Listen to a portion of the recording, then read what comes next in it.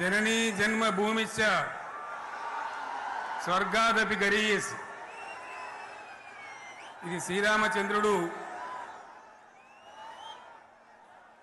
లంక మీద యుద్ధం చేసి రావణ సంహారం చేసి అయోధ్యకు తిరిగి రావాలి అనేటువంటి ఆలోచనలో ఉన్నప్పుడు రాముల వారి సోదరుడు లక్ష్మణుడు సహా ఆయన వెంట ఉన్న చాలా మంది పెద్దలు లంక చాలా సువర్ణమయంగా ఉంది, అద్భుతంగా ఉంది, మనం ఇంకా అయోధ్యకు ఎందుకు ఇక్కడి నుంచే పరిపాలన చేద్దామని అంటారు. దానికి శ్రీరామచంద్రుల వారు ఒప్పుకోలేదు. ఆయన చెప్పిన మాట ఏంటంటే, కన్న తల్లిని జన్మభూమిని మించినటువంటి స్వర్గం ఏది కూడా ఉండదు, కాబట్టి మనం అయోధ్యకే తరలిపోవాలని చెప్పి మళ్ళీ అందరిని తీసుకొని అయోధ్యకు రావడం జరిగింది.